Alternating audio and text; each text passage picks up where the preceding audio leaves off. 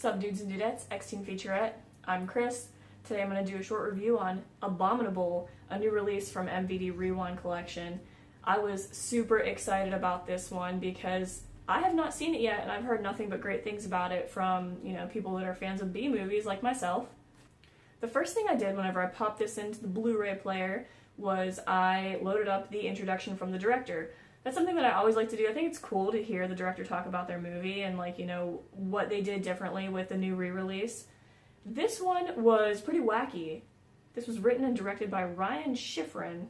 So he did the introduction. He seemed like a super nerd. He seemed like a cool dude, but he just went on and on about just every little detail of what his constraints for the original release, I guess, because it went straight to TV and stuff. It was recorded on 35mm, but he never had processed the negatives, so there was never really a good edition of this film floating around out there.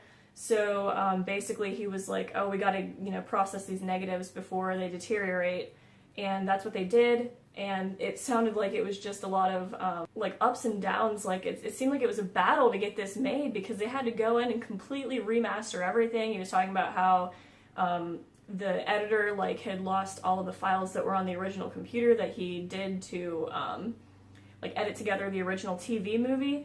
And so he had to go in and scene by scene re-edit the entire thing. I was sitting there like, oh my god, the dude edited this completely twice, and the second time he's going in with these expectations of getting it to have the same feel and everything. It has to live up to the standards of the first one, so that was insane. They completely recolorized everything. He was saying that the only real CGI that was in the movie was the monster's eyes, which I really did like. I was a fan of the way that the Yeti Beast looked in this movie. I love that it was just a dude in a suit. It gave it such an awesome feel. So I guess a little bit about the plot. I feel like everyone was ahead of the game compared to me with this because I have not had... this came out in 2006. I think he said that he started shooting it a couple years before that, 3 years before that. It was released in 2006. I haven't had cable TV or satellite since 2006 probably. So, that's I guess why I started collecting DVDs and Blu-rays in the first place, because I wanted to create my own, video library so I wouldn't have to pay cable. I'm a cord cutter, if you will. So, have my little antenna box, but what can you do? So I never got around to seeing this until now. So for my first watch, I really enjoyed it. I thought that it was a little slow in the middle, but basically it is a dude that he's being taken back to his home after he's now disabled. He's in a wheelchair because of some climbing accident. He and his late wife were, I guess, avid climbers, and they were doing this routine climb, and they both fell, and his wife passed away, and he survived, but now he's disabled because of it. So he has a caretaker take him back to his house, and that was a really weird feel because this house was in a secluded hill, really hard to get to, and it was bizarre because there was only his house, and then there was another house, but it wasn't there was all these college-age girls that were staying there. It seemed like they were staying there for the weekend. They definitely didn't live there. They weren't locals by any means. So it's this dude lives in the middle of the woods, and there's just a random rental cabin right next door to him, and then nothing else. So I was like, well, that's strange. But basically, there's people that go missing, and the dude, the main character guy, is just hilarious. They lose their cell phone signal, so he's on his satellite computer trying to text these girls and on their Nokia brick phone, and they don't have signal, and it's just this whole big mess, and he's trying to get their attention, yelling out the window at them, staring through binoculars, and there's a bunch of these binocular visuals and stuff. It was just bizarre. It was really bizarre. They're like, ew, perv. I thought the girls were awesome, by the way. They had a really authentic, early 2000s chick feel. I loved the wardrobe. I loved seeing all those like throwbacks to the early 2000s. It definitely had a real early 2000s feel to it. There was like not only like the style and everything, the technology used, just the way that they talked and stuff like that. It was, whenever this was released, it must have felt like a really current with the times thing, because it is just like, now it's almost like a period piece at this point, right?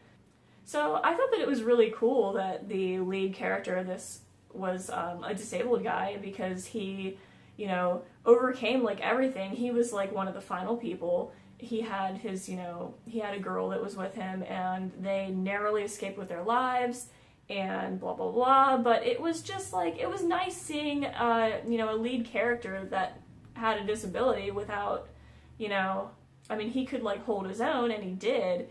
That was really cool to see. His caretaker, like the guy that I guess was like supposed to be like helping him out and stuff, he was probably my favorite part of the movie. What other notable things are there? As I said, I loved the Abominable Monsters costume. I thought that was awesome. I think that they did a really good job re-editing the eyes and everything. I thought that it looked really cool. And other notable things, there was a shower scene. That was pretty cool. Got to see some chick abducted from in the shower. The lead character kind of was a peeping Tom, the caretaker comes up and he's like, "What are you doing, you dog?" Like, looking at some girls, it was pretty funny. I thought that it was kind of like slow in the middle. Like, I kind of felt myself like getting distracted, but it wasn't like, it was by no means like boring, but it was just kind of like a, light-hearted, like not really serious B-movie that you could just throw on and enjoy, I think. So if you're a fan of Bigfoot and, the abominable snowman and Yeti and all those creatures, cryptozoology, I would really suggest this. It's a fun B-movie, and it has like a really awesome cast too. There's Matt McCoy, Jeffrey Combs is in it, Dee Wallace Stone, Lance Henriksen. And then I noticed, so I always watch the credits because I'm a huge nerd. I want to see where things were filmed and stuff, and this was actually, there's a tag at the end that says, like, no animals. It says no animals or Yeti were harmed in the making of this film, so I appreciate little things like that.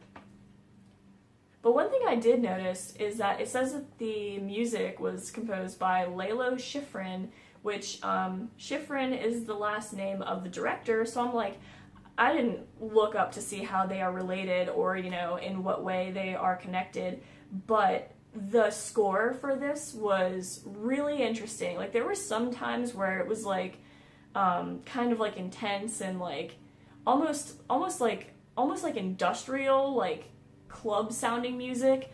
There were other scenes where it was like really lighthearted, and it reminded me almost of the music you would hear in like a Full Moon movie, like one of their kids movies or something. Just really like, like fantastical and just like out there type music.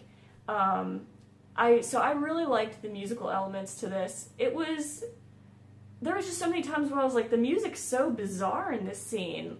So if you do watch this, pay attention to that. See if you think that it's just like, it's not bad when I say bizarre. It was just interesting. It was like a really interesting choice for the music. So, pay attention to that and see if you agree.